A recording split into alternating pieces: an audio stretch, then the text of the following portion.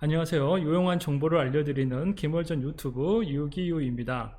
이번 영상에서는 이제 OBS를 실제로 운영하는 방법을 알아볼 거고요. 또 유료 프로그램 중에서 Vmix를 가지고 사용하는 방법들을 알아보도록 하겠습니다. 자, 그럼 시작해 보도록 하겠습니다.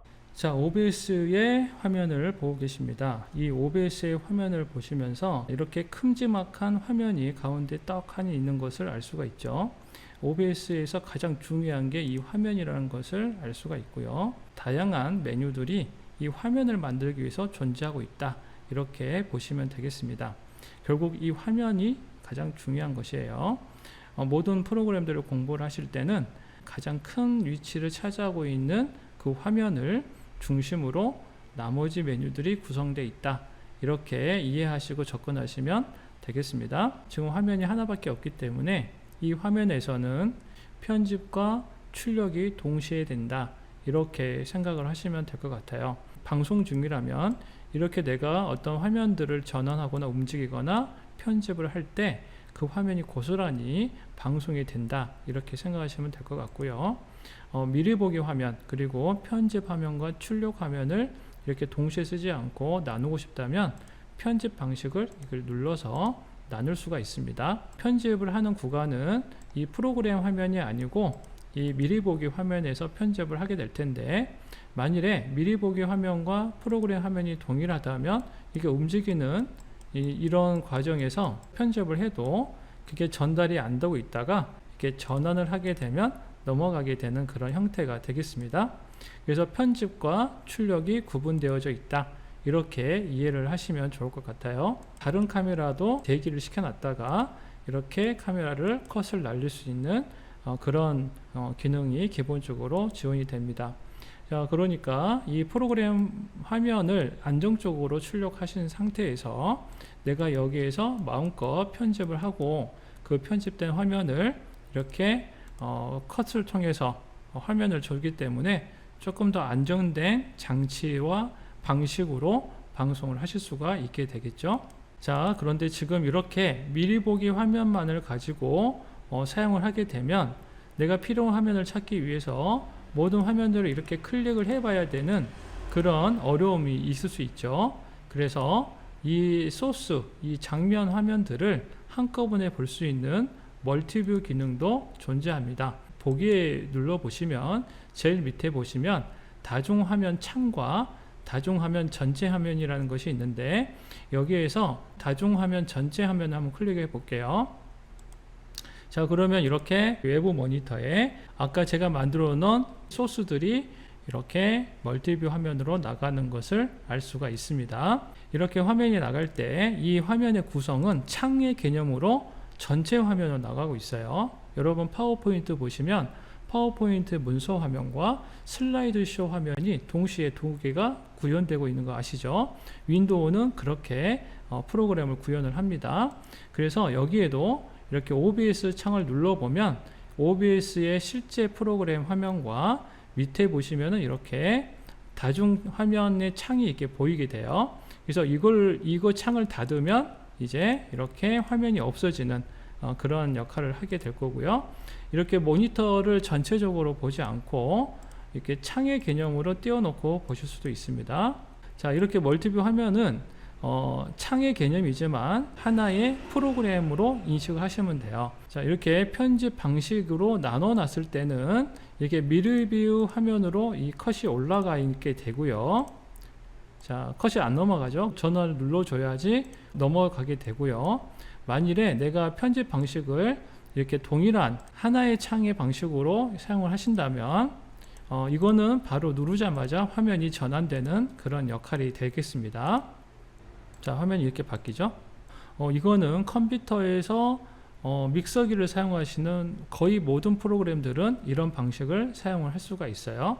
만일에 터치 스크린 모니터를 사용하셔서 이렇게 창으로 멀티 스크린을 구성을 하셔도 바로 이렇게 터치를 하시면서 사용을 하실 수 있기 때문에 혼자서 방송을 하시는 분들은 유용하게 사용하실 수 있는 그런 기능이라고 생각을 합니다.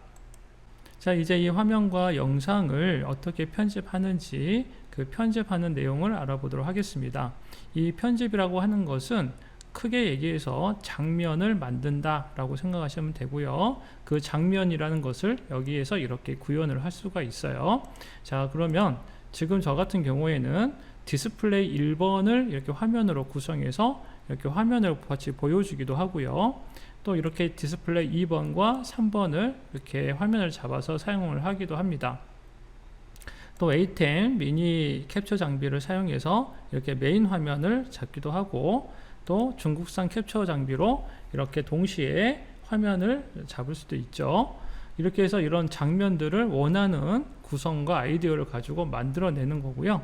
또 하나는 이렇게 미디어 파일을 동시에 지원을 할 수가 있습니다. 다양한 이런 장면들을 구성을 하는 방법을 알아보도록 할게요.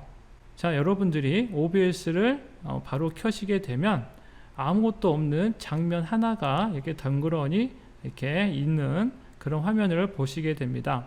자, 장면은 있는데 아무런 소스가 없는 것이죠. 이 장면에 필요한 그 소스들을 추가를 해 보도록 하겠습니다. 소스를 추가를 하실 때는 이렇게 더하기 플러스 표시를 클릭을 하시면 어떤 종류를 추가할 것인지 이렇게 내용을 아실 수가 있고요.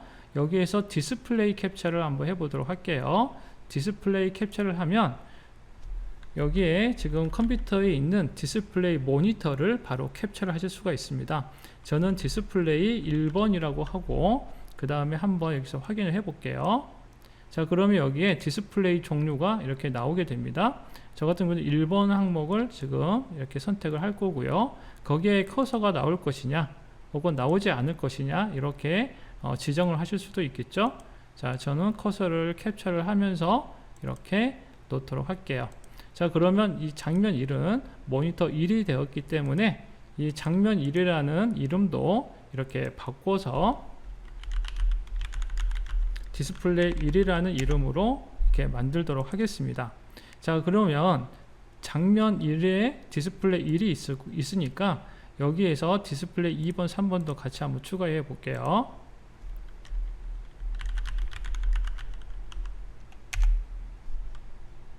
자, 이렇게 추가를 디스플레이 캡처를 하고요.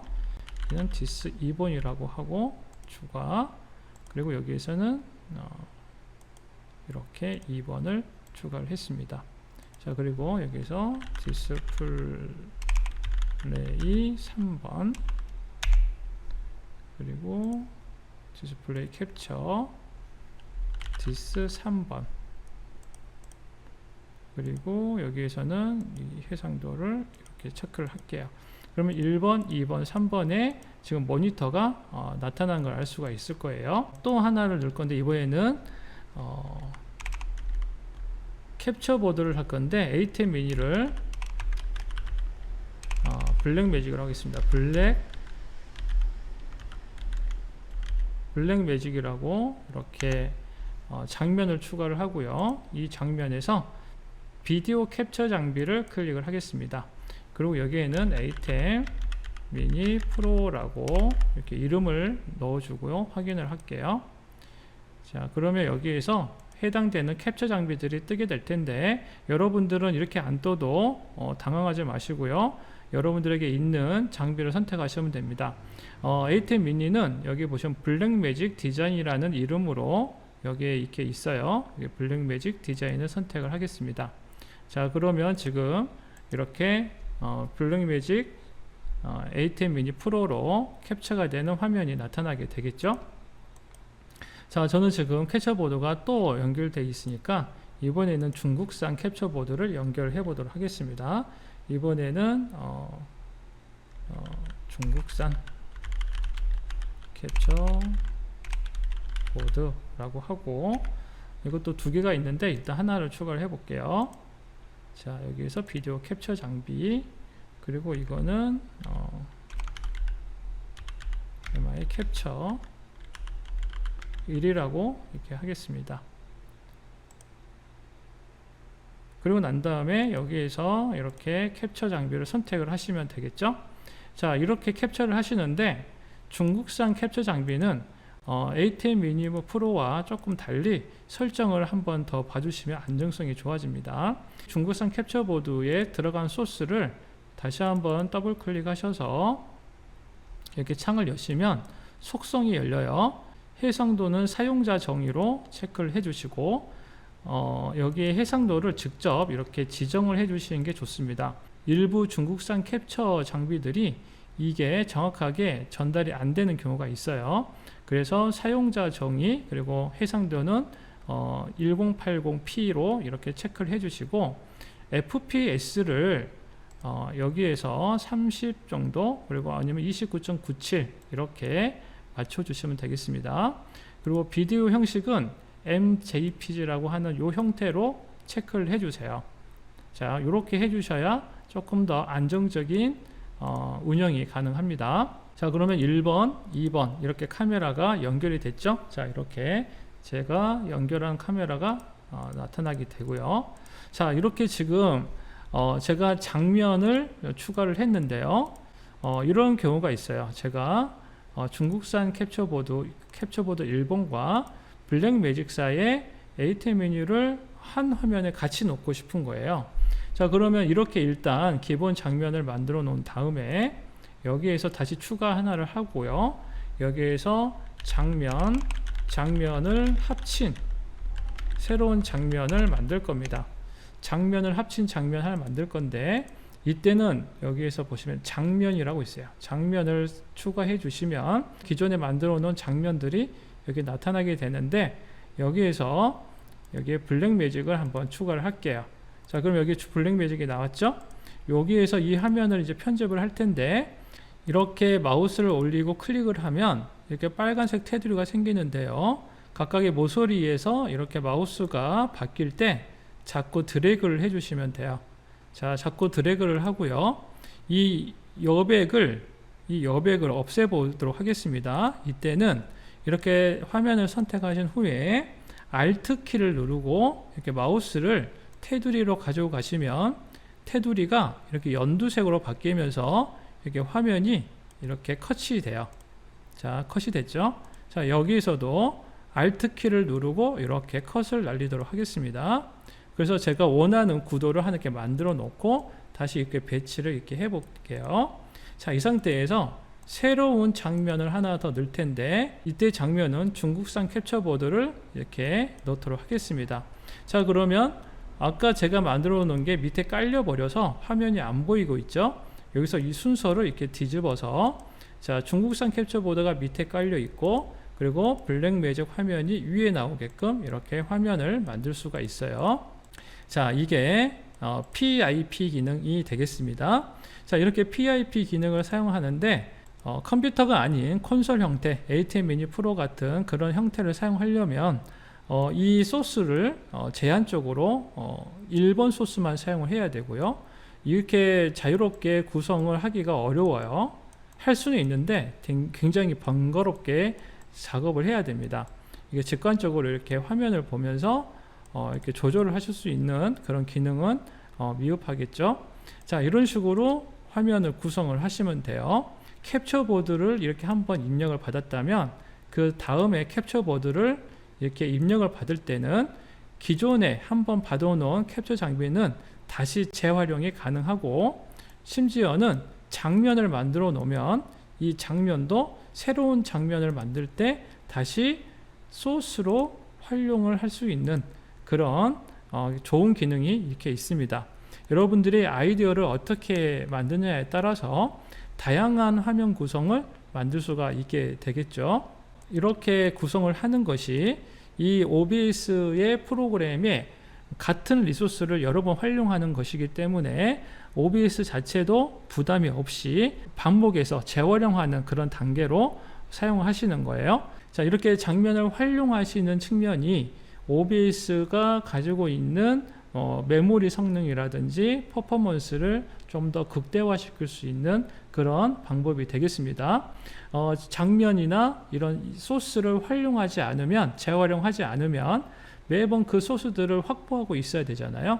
OBS는 멀티뷰, 모아서 보기 기능에서 그것을 실시간으로 다 보여주기 때문에 리소스를 굉장히 많이 확보해 놓으려고 하는 그런 특징이 있습니다.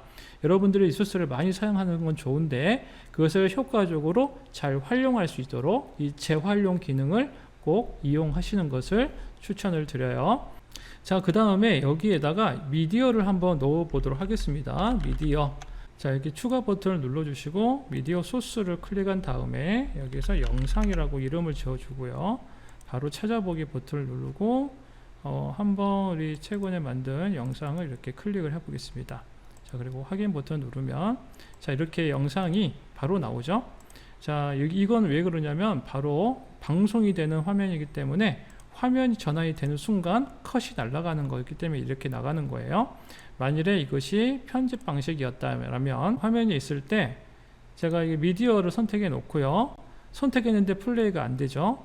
이렇게 선택하고 난 다음에 컷을 날려야만 영상이 이렇게 나가는 겁니다. 편집 방식에 따라서 여기서는 바로 클릭하자마자 영상이 나가게 되겠죠. 그러니까 이게 어떨 때는 장점이 되기도 하지만 또 어떨 때는 좀 위험할 수도 있는 거죠.